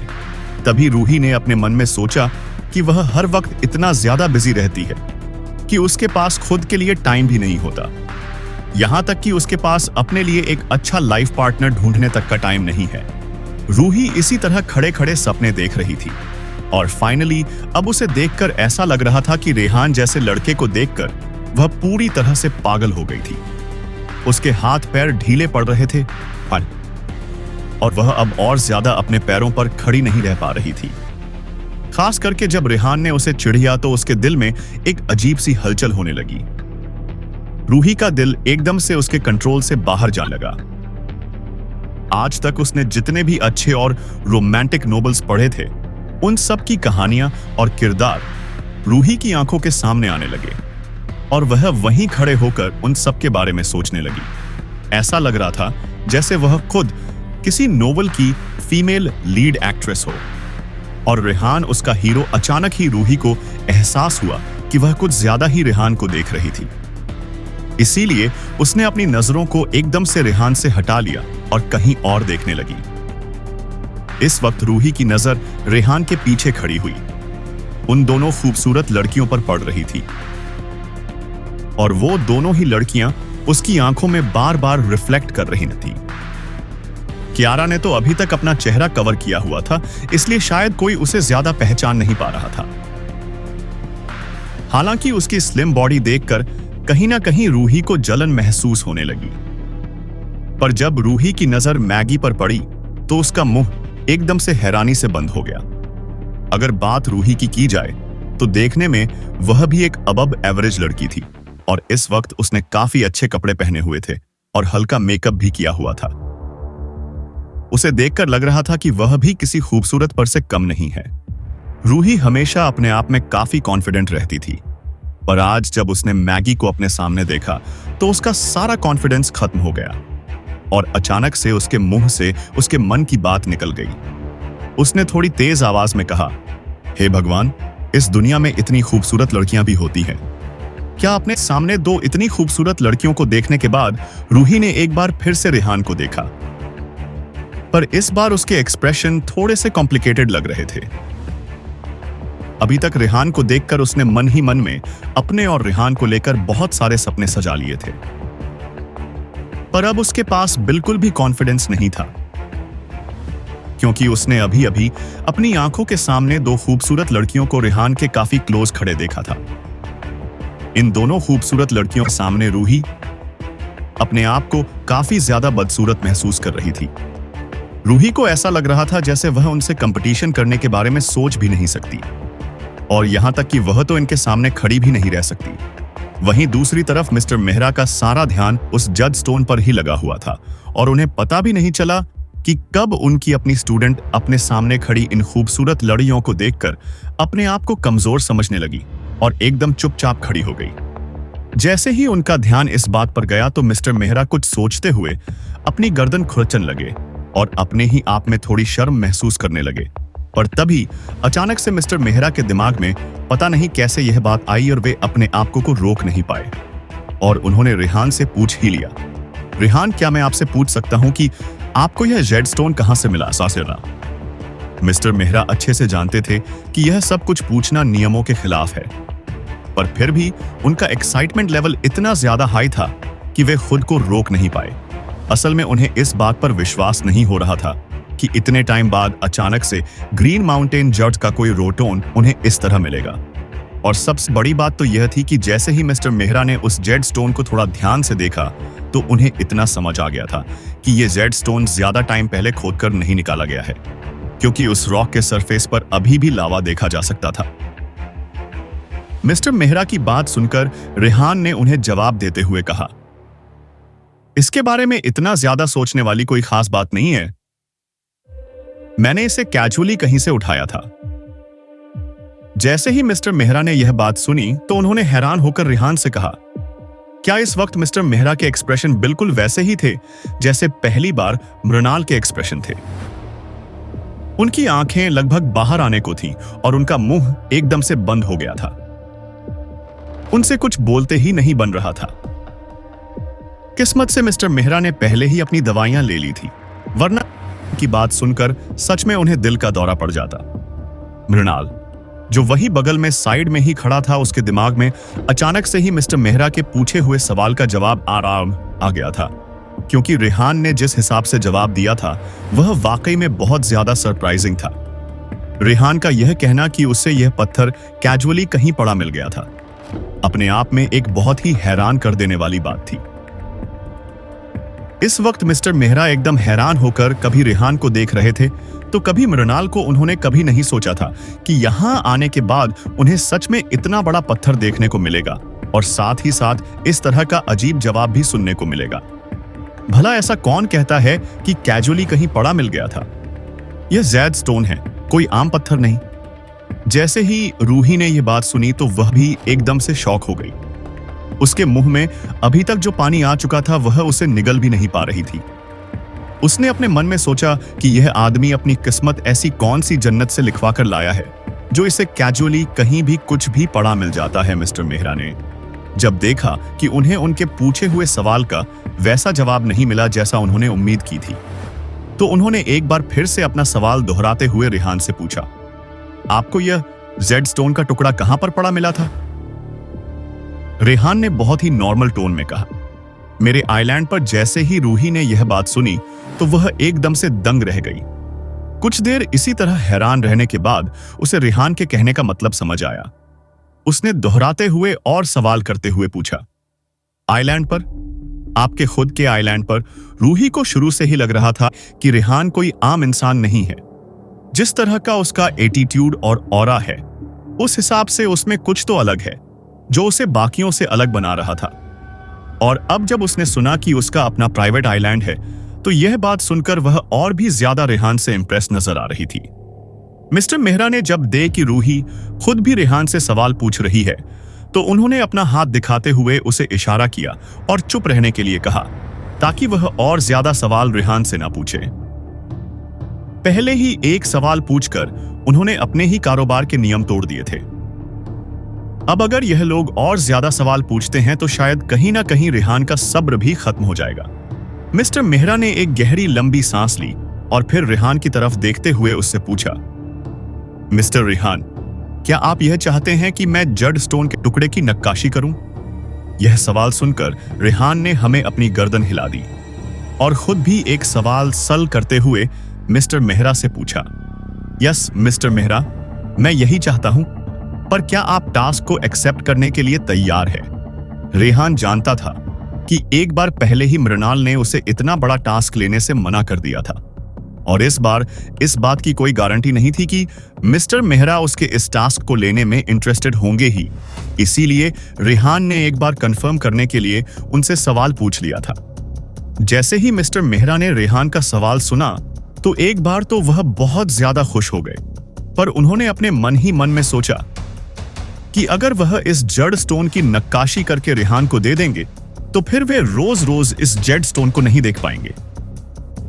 मिस्टर मेहरा अपनी ही सोच में गुम थे कि तभी उन्होंने कुछ सोचते हुए रेहान से कहा, ऑफ कोर्स, मैं इस जेड स्टोन की नक्काशी करना चाहता हूं। मेरे लिए तो यह बहुत ही सम्मान की बात होगी। अगर मैं इतने अच्छे जेड स्टोन की नक्काशी करता हूं तो रूही भी इस वक्त बहुत ज्यादा खुश थी। जब उसने देखा कि मिस्टर मेहरा के चेहरे पर आई हुई मुस्कान जा ही नहीं रही है तो उसे समझ आ गया था कि आज उसके सर सच में बहुत ज्यादा खुश है। मिस्टर मेहरा को इतना खुश देखकर रूही भी दिल से बहुत ज्यादा खुश हो गई।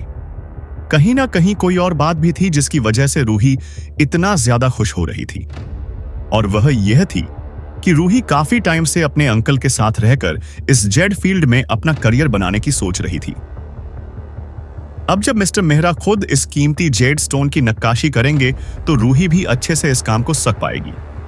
रूही भी इस वक्त काफी खुश नजर आ रही थी क्योंकि वह काफी टाइम से मिस्टर मेहरा के साथ रहकर नक्काशी करने का काम सीख रही थी और उसे अब ऐसा लग रहा था कि शायद फाइनली इस बार मिस्टर मेहरा इस कीमती जेड स्टोन की नक्काशी करने का मौका को देंगे। पर तभी रूही के दिमाग में कुछ ख्याल आया और वह एकदम से थोड़ी उदास हो गई क्योंकि वह अच्छे से जानती थी कि उसके सर को ऐसे ही सब लोग जड़ एडिक्ट के हक नहीं बुलाते हैं।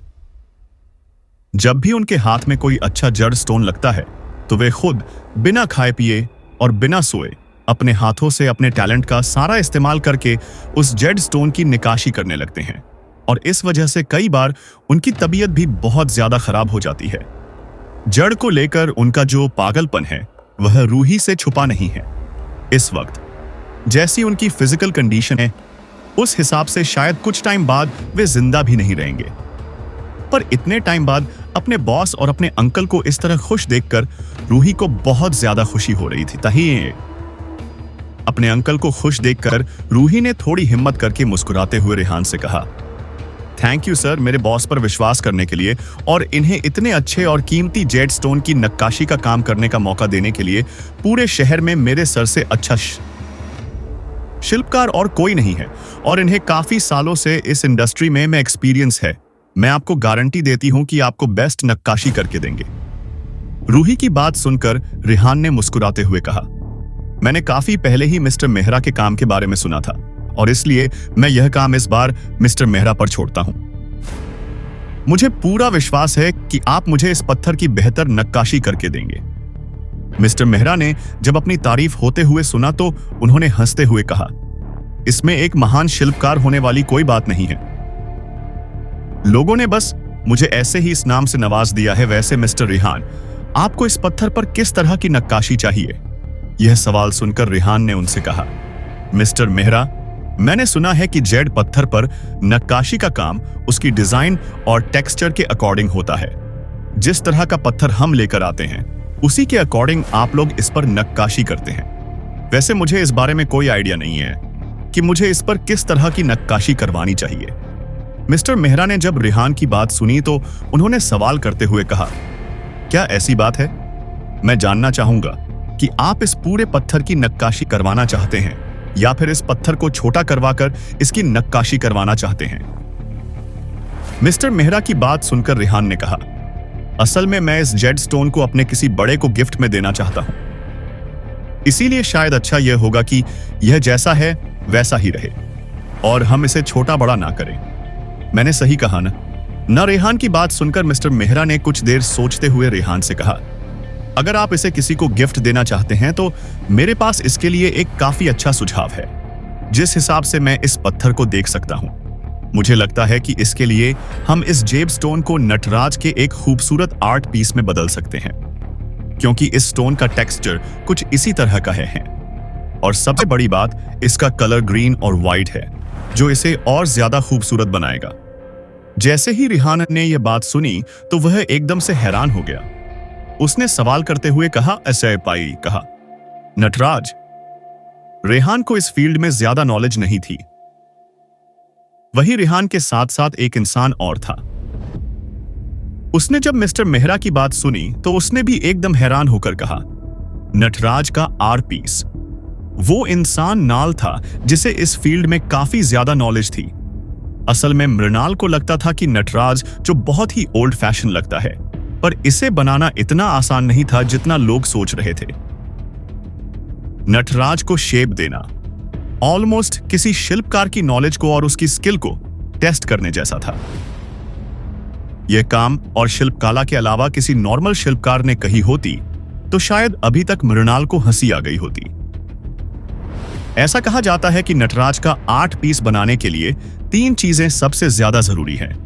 एक था भगवान का साथ, दूसरा था इंसान की खुद की कैपेसिटी और स्किल, और तीसरा था धरती, यानी जहां से यह पत्थर लाया गया है, उसकी क्वालिटी।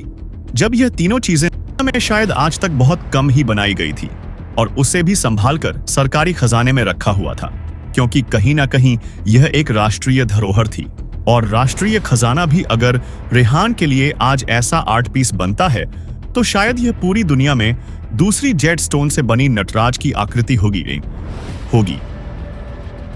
असल में इस पहले नटराज को पिच साम्राज्य में वहां के राजा को किसी ने उनके जन्मदिन पर तोहफे में दिया था और तब वहां के राजा इस तोहफे से इतना ज्यादा खुश हुए थे कि उन्होंने पूरी दुनिया में इसे एक नई ख्याति दिला दी थी। इस बात को लगभग 100 साल से भी ज्यादा हो गए हैं। तब से आज तक कोई भी इस पूरे जैद स्केल में उस जैसा शेप बनाने में सक्सेसफुल नहीं हो पाया। ऐसा इसलिए क्योंकि आज तक किसी ने इस बनाने की कोशिश ही नहीं की या फिर किसी ने बनाकर ही नहीं दिखाया। कुछ लोग इसे बनाने में सक्सेसफुल जरूर हुए थे, पर उस जद स्टोन की क्वालिटी इतनी खराब थी कि उसका बनना या ना बनना दोनों बराबर तैयार था। इसीलिए जब मृणाल ने मिस्टर मेहरा को एक जेड के नटराज बनाने का सुझाव दिया तो मृणाल काफी ज्यादा मन ही मन में हैरान हो गया था। इस वक्त मृणाल हैरान भी था और खुश भी, और वह इतना ज्यादा खुश था कि उसके मुंह से एक शब्द तक नहीं निकल पा रहा था। उसने लड़खड़ाते हुए और आधे अधूरे शब्दों में कहा, मेहरा साहब, आई मीन मिस्टर मेहरा, क्या आप सच में जेड से नटराज की काविंग करने वाले हैं? मृणाल की बात सुनकर मिस्टर मेहरा ने मुंह बनाते हुए कहा, मैं कभी मजाक नहीं करता हूं। अगर मैंने कहा है कि मैं नटराज बनाऊंगा तो फिर मैं जरूर बनाऊंगा। रेहान को तो बिल्कुल भी समझ नहीं आ रहा था कि यहां पर आखिर चल क्या रहा है। उसने जब देखा कि मिस्टर मेहरा ने पहले से ही अपने दिमाग में एक प्लान बना लिया है और वह उसे लेकर काफी सीरियस है, तो रेहान ने ज्यादा सवाल नहीं किए और अपनी सहमति देते हुए कहा, ठीक है, फिर जैसा मिस्टर मेहरा ने सजेस्ट किया है हम वैसा ही करेंगे। मुझे कोई आइडिया नहीं है कि इसे करने में कितना ज्यादा टाइम लगने वाला है। जब रेहान ने टाइम की बात की तो कहीं ना कहीं मिस्टर मेहरा समझ गए थे कि रेहान जल्दी ही इसे किसी को गिफ्ट में देने वाला है और इसका इस्तेमाल आने वाले टाइम में जल्दी ही करेगा।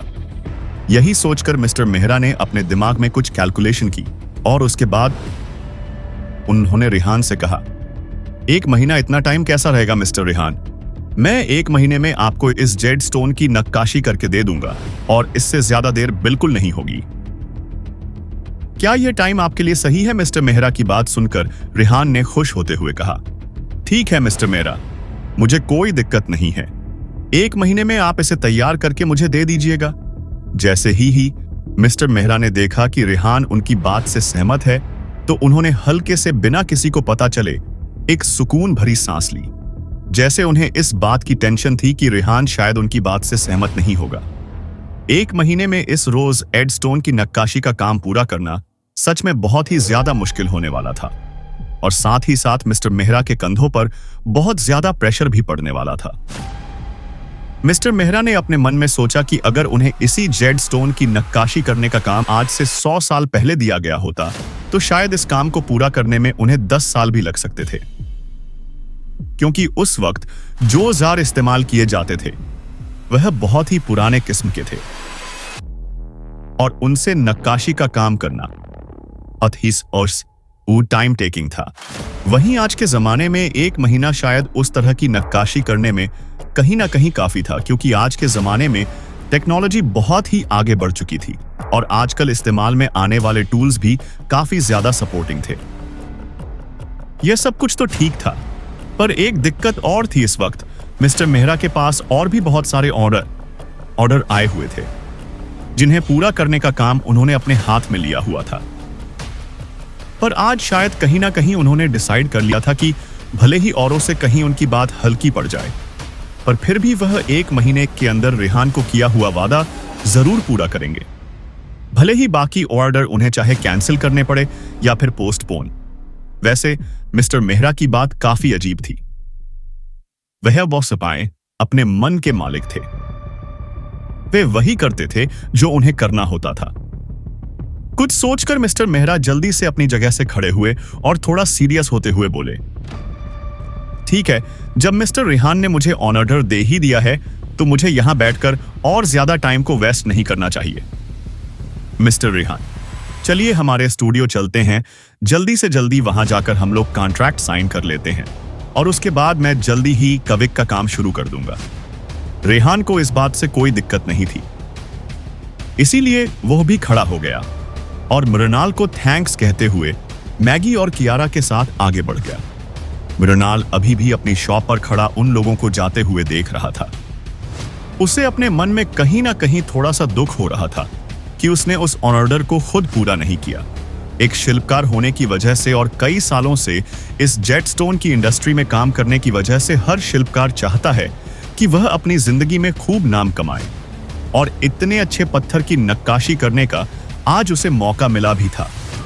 पर बदकिस्मती से शायद यह मौका मिस्टर मेहरा को ही मिलना था। साला से आवान्य था। वैसे एक बात अच्छी हुई कि मृणाल की मुलाकात आज रेहान से हो गई। भले ही रेहान गलती से मृणाल से टकराया था और उसकी दुकान पर आया था सॉस आ गया था, पर फिर भी इस वजह से कहीं ना कहीं रेहान और मिस्टर मृणाल की जान पहचान हो गई थी। जैसे ही मिस्टर मेहरा रेहान और बाकी सब लोगों के साथ अपनी वर्कशॉप पर पहुंचे तो उन्होंने बिना इधर उधर की बातें किए और बिना अपना समय बर्बाद किए तुरंत रूही को कॉन्ट्रैक्ट के पेप लाने के लिए कह दिया और साथ ही साथ उन्होंने कुछ लोगों को भी अपनी दुकान पर बुला लिया था। शायद वे विटनेस के तौर पर इन लोगों को इस्तेमाल करना चाहते थे। इस पूरे प्रोसेस के दौरान मिस्टर मेहरा के दिमाग में सिर्फ एक ही बात चल रही थी कि वे इस जेड स्टोन की नक्काशी कैसे करेंगे, इसे कितना कट करेंगे और इसके कटिंग की साइज क्या होगी।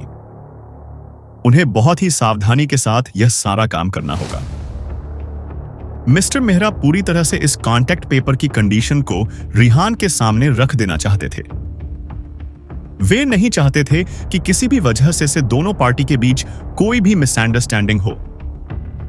आफ्टर ऑल, यह एक बहुत ही हाई लेवल के ग्रीन माउंटेन जेड स्टोन की नक्काशी की बात थी। रेहान उनका पहला कस्टमर था जो इस तरह की सर्विस करवाने के लिए उनके पास आया था, और फिर भी चाहे पुराने कस्टमर हो या नए मिस्टर मेहरा, हर बार इस तरह की कंडीशन को और बाकी चीजों को अपने कस्टमर के साथ क्लियर कर लेते थे ताकि बाद में जाकर उन्हें कोई और दिक्कत ना हो। तभी मिस्टर मेहरा ने रेहान से सवाल करते हुए पूछा, मिस्टर रेहान, क्या आप चाहते हैं कि मैं इस जग को और भी किसी तरह से कट करके कोई नया शेप दूं? वैसे आप जैद के मटेरियल को यहीं छोड़कर जाना पसंद करेंगे, या फिर मैं इसकी कटिंग करने के बाद बचे हुए टुकड़ों को आपको दे दूं? जद स्टोन के बाकी बचे हुए टुकड़े भी बहुत ज्यादा कीमती थे, इसीलिए यह सवाल पूछना लाजमी था। मिस्टर मेहरा के सवाल करने पर रेहान ने उस तरफ देखा जिस तरफ मिस्टर मेहरा ने अपनी उंगली से पॉइंट किया हुआ था। वह हिस्सा ग्रीन कलर का था और क्वालिटी में भी उतना खराब नहीं था असावन, पर डिजाइन बनाने के लिए इस हिस्से को काटना जरूरी था। रेहान ने एक नजर उस टूटे हिस्से की तरफ देखा और कुछ सोचते हुए मिस्टर मेहरा से कहा, क्या आप इन बचे हुए हिस्से से 2 पेंडेंट बना सकते हैं जिनकी डिजाइन कुछ वाटर ड्रॉप टाइप की होनी हो? रेहान का सवाल सुनकर मिस्टर मेहरा ने हामी भरते हुए कहा, ठीक है, मुझे कोई दिक्कत नहीं है। वैसे भी यह कटने वाला हिस्सा अभी भी ग्रीन माउंटेन जड़ ही है और टॉप क्वालिटी का स्टोन है। अपनी बात पूरी कर मिस्टर मेहरा रेहान के पीछे खड़ी उन दोनों लड़कियों की तरफ देखने लगे और उन्हें देखने के बाद उनके चेहरे पर अचानक ही एक मुस्कान आ गई। जल्दी ही मिस्टर मेहरा अपनी उस सीरियस पोजीशन में फिर से आ गए और अपनी बात को कंटिन्यू करते हुए बोले, दोनों पेंडेंट एक ही साइज के बनाने हैं। मेरी स्टूडेंट रूही काफी टाइम से मेरे साथ रहकर काम कर रही है और उसे इन सब की काफी अच्छी नॉलेज हो गई है। मैं उम्मीद करता हूं कि रूही आपके लिए बेस्ट पेंडेंट बनाकर देगी। यह बात सुनकर रेहान ने मुस्कुराते हुए कहा, अगर ऐसा है तो मिस रूही, मुझे आपको इस काम के लिए थोड़ी सी तकलीफ देनी होगी। रेहान की बात सुनकर मिस्टर मेहरा ने हंसते हुए कहा, इसमें तकलीफ वाली कोई बात नहीं है। रूही, आप इन दोनों यंग लेडीज को अपने साथ ले जाए और हमारे पास जो बेस्ट पेंडेंट्स रखे हुए हैं उनकी डिजाइन दिखाए। रूही ने जब देखा कि मिस्टर मेहरा उसी का नाम ले रहे हैं तो उसने अपने मन में थोड़ी जलन महसूस करते हुए मैगी और कियारा को देखा और उसके बाद यस सब कहकर उन्हें अपने साथ ले जाने लगी। इतनी टॉप क्वालिटी के जेड माउंटेन से बना हुआ पेंडेंट पहनना वाकई बहुत खुशनसीबी की बात थी। रेहान जो पत्थर लाया था उसी पत्थर को साइड से कट करके पेंडेंट बनाना वाकई लोगों को बहुत सरप्राइज कर देने वाला था। रूही भी इस टॉप क्वालिटी की जेब से बना एक पेंडेंट पहनना चाहती थी। बदकिस्मती से रूही रेहान की तरह अमीर नहीं थी और ना ही उसकी कोई खास थी, तो ऐसे में भला रेहान से कुछ भी पाने की उम्मीद रूही कैसे कर सकती थी। इसी वजह से इस वक्त उसके मन में सिर्फ जलन थी। वहीं जब मैगी ने सुना कि रेहान ने उसके लिए भी एक पेंडेंट बनवा रखा है तो उसने सवाल करते हुए रेहान से कहा, बॉस मेरे लिए। पर मैगी इतना बोल ही पाई थी कि तभी रेहान ने उससे कहा, तुम दोनों जाओ और जाकर अपनी पसंद का पेंडेंट देख लो। अपने बॉस का ऑर्डर मिलने के बाद मैगी कुछ भी नहीं कर पाए और उसने हर बार की तरह अपने उसी अंदाज में रेहान को जवाब दे दिया। पर मैगी मन ही मन सोच रही थी कि उसे इन सब चीजों की कोई जरूरत नहीं है। और वैसे भी वह कभी भी यह सब चीजें पहनती भी नहीं है और ज्वेलरी वगैरह तो उससे संभाली भी नहीं जाती। पर मैगी रेहान का कहां नहीं टाल सकती थी, इसीलिए इस बात को भी एक ऑर्डर समझकर उसने तुरंत एक्सेप्ट कर लिया। इन दोनों की बातों में सिर्फ किरा थोड़ी सी कम खुश नजर आ रही थी, क्योंकि उसने अपने मन में सोचा कि कॉलेज में भी कियारा मैगी से पहले रेहान को मिली थी और फिर कियारा का रेहान से एक डायरेक्ट कनेक्शन है। इस वजह से अगर रेहान उसे कुछ दिलाता है तो शायद यह अच्छी बात है, पर मैगी को कुछ भी दिलाना थोड़ा सा गलत हो जाएगा। एक ऐसी अनमोल चीज जो सिर्फ कियारा के पास होनी चाहिए। अब वो दो हिस्सों में बंटने वाली थी। मैगी को भी यह बात थोड़ी अजीब लग रही थी, पर वह रेहान के सामने कुछ नहीं बोल पा रही थी, क्योंकि रेहान का और उसका रिश्ता एक्स्ट्रा ऑर्डिनरी था और रेहान की पर्सनल बॉडीगार्ड होने की वजह से कहीं ना कहीं एक काफी लंबे टाइम से रेहान और मैगी की बॉन्डिंग भी हो गई थी। रेहान ने एक नजर कियारा की तरफ देखा और दूसरी बार मैगी की तरफ उसे समझ नहीं आ रहा था कि वह किस तरह से रिएक्ट करे। कियारा और मैगी दोनों ही अपनी अपनी सोच में खोई हुई थी और वही रेहान को इस बात पर थोड़ी हंसी आ रही थी। रेहान ने अपने मन में सोचा कि ओरिजिनली वह सिर्फ कियारा के लिए ही यह ज्वेलरी बनवाना चाहता था, पर जब उसने देखा कि मैगी हमेशा से उसके साथ रही है तो इस बात को देखकर रेहान ने उसे भी कुछ ही नाम देने का सोचा और इसीलिए उसने कियारा के साथ साथ मैगी के लिए भी यह पेंडेंट बनवाने के लिए कह दिया।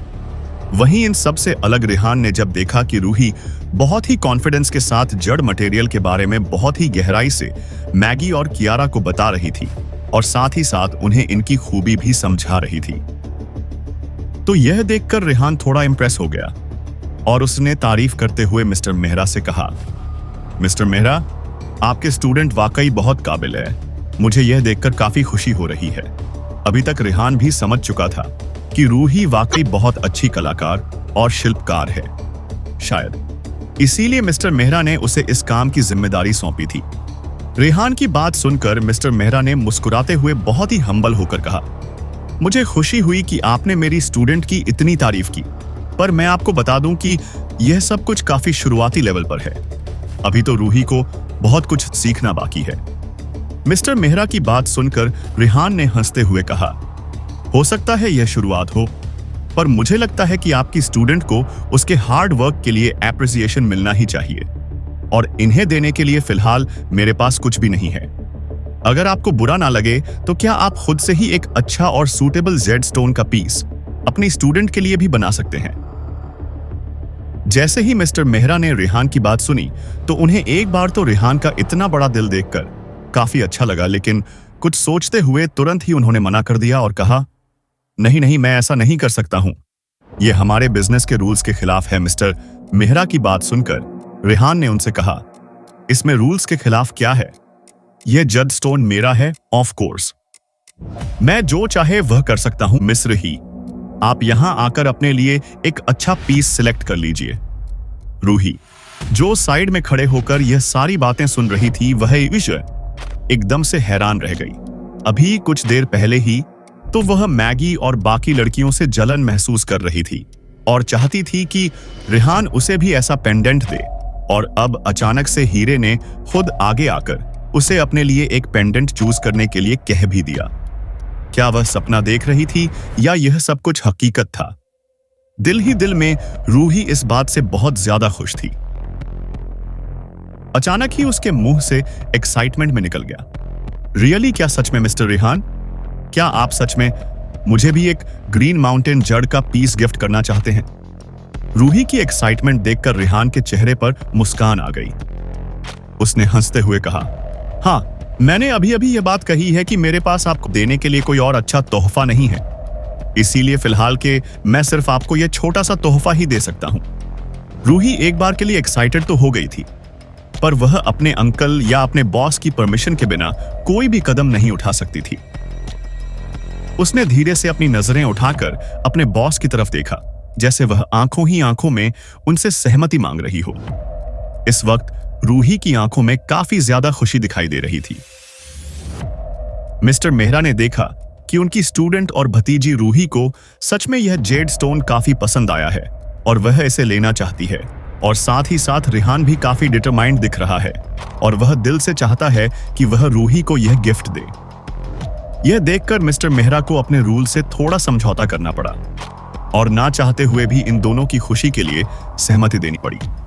मिस्टर मेहरा ने अपनी गर्दन हाँ में हिलाते हुए कहा, जब मिस्टर रेहान इतने मन से तुम्हें यह तोहफा देना चाहते हैं तो तुम ले सकती हो।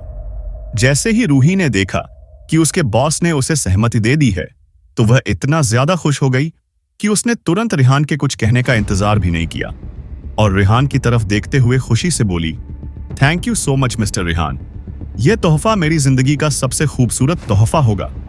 इतना कहकर रूही के चेहरे पर एक प्यारी सी मुस्कान आ गई। वाकई यह तोहफा बहुत ज्यादा महंगा था। अगर इसे जेड स्टोन के उस बड़े हिस्से से अलग कर भी दिया जाए तो भी इसकी कीमत बहुत ज्यादा थी। दोनों लड़कियों के लिए रेहान ने जो पेंडेंट बनाने के लिए कहा था, उनकी जब अच्छे से फिनिशर हो जाएगी तब उनकी कीमत करोड़ों की होगी, क्योंकि यह जैद सबसे ज्यादा अच्छी ग्रेड का और हाई क्वालिटी का था। असल में रूही ज्यादा अमीर नहीं थी, वह सिर्फ यहां अपने अंकल के पास रहकर काम सीख रही थी। वह जान थी कि वह चाहे जितना अच्छा काम कर ले, पर फिर भी खुद के लिए इतनी अच्छा ख्वाहिशा जेड स्टोन का पेंडेंट नहीं बना पाएगी।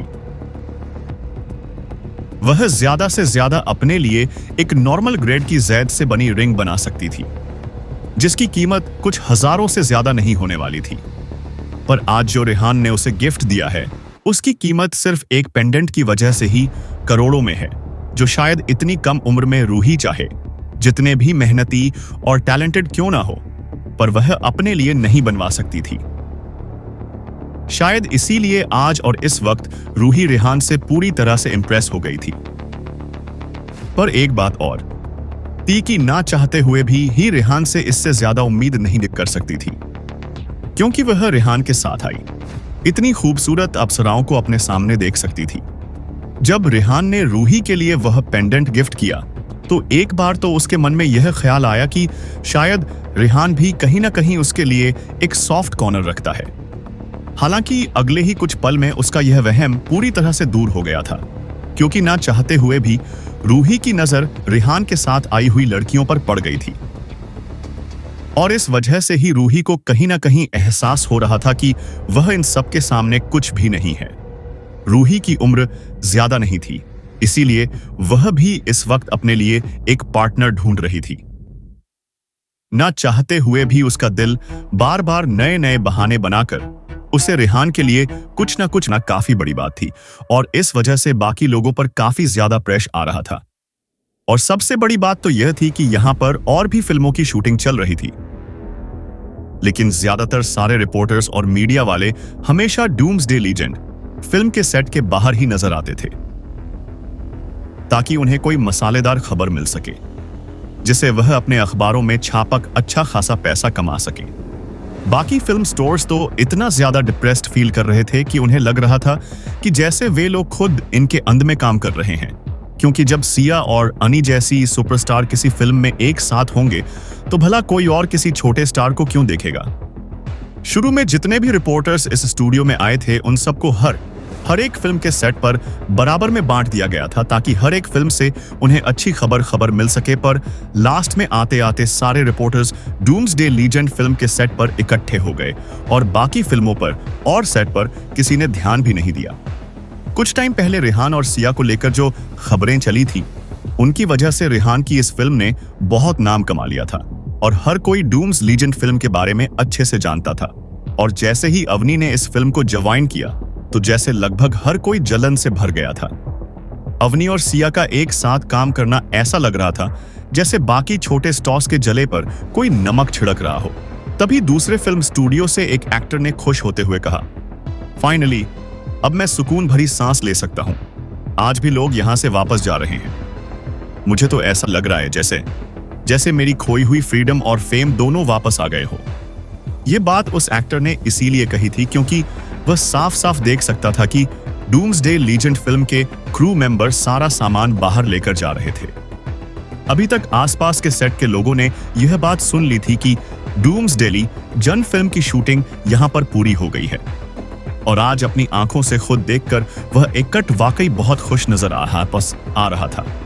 उस एक्टर की बात सुनकर उसके बगल में खड़े हुए दूसरे को एक्टर ने कहा, यह सिर्फ रिलैक्स होने वाली बात नहीं है।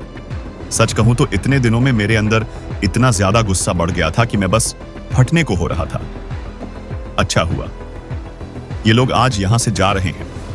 आज तन्हा एक फिल्म स्टूडियो सिटी में जितने भी सेट बने हुए थे और जहां जहां पर शूटिंग हो रही थी वहां पर आए हुए हर एक एक्टर ने एक बात बहुत अच्छे से रियलाइज, सुपरस्टार आखिर वर्ल्ड क्लास ही होता है। और यह सब लोग आज भी उनके सामने एक स्ट्रगलिंग एक्टर लग रहे थे। थे तभी वहां बगल में एक और सेट पर जहां से कुछ और स्टार खड़े होकर देख रहे थे। उनमें से एक ने कहा, मैंने सुना है कि यह लोग शूटिंग के लिए आइलैंड पर जा रहे हैं। यह बात सुनकर उसके बगल में खड़ा दूसरा एक्टर काफी ज्यादा हैरान होते हुए और सवाल करते हुए बोला, क्या शूटिंग के लिए? आइलैंड कौन से? सच है, आइलैंड पर जा रहे हैं। मैंने सुना है कि उसका नाम रिफ्लेक्टिंग मून आइलैंड है। अच्छा, वो आइलैंड मैंने भी उसके बारे में सुना है, पर वह तो पूरी तरह से खाली है और वहां रहने की कोई जगह नहीं है। वो आइलैंड नहीं बल्कि एक रेगिस्तान है। क्या कहा रेगिस्तान पता नहीं, पर ये लोग वहां पर शूटिंग करने क्यों जाएंगे? और जितना मैं जानता हूं वहां पर उनकी टीम में काफी लड़कियां भी हैं। क्या वे लोग इतनी मुसीबत उठा पाएंगी? जैसे ही दूसरे लड़के ने उस लड़के की बात सुनी तो वह जोर जोर से हंसने लगा और फिर हंसते हुए बोला, तुम उस बात की चिंता कर रहे हो जो परेशानी उन लोगों को होने वाली भी नहीं है।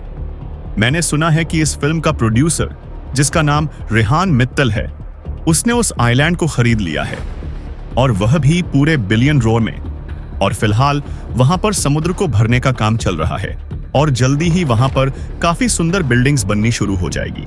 शायद जैसे ही उस लड़के ने यह बात सुनी तो उसका सिर चकराने लगा और उसने मुश्किल से अपनी दबी हुई आवाज में कहा, यह तुम क्या कह रहे हो? $1 बिलियन। और अब वह वहां पर बिल्डिंग भी बनाने वाला है। जैसे ही वहां खड़े तीसरे लड़के ने यह बात सुनी तो उसने इंप्रेस होते हुए कहा, ऑसम, उनके बॉस को देखो यार, कितना ज्यादा अमीर है। अपने हाथ के एक इशारे से चुटकी बजाते ही उसने इतना महंगा आइलैंड खरीद लिया। हुसैन इतना ज्यादा अमीर है कि उसे किसी की जरूरत नहीं है। हाँ, मैंने भी सुना है कि यहां काम कर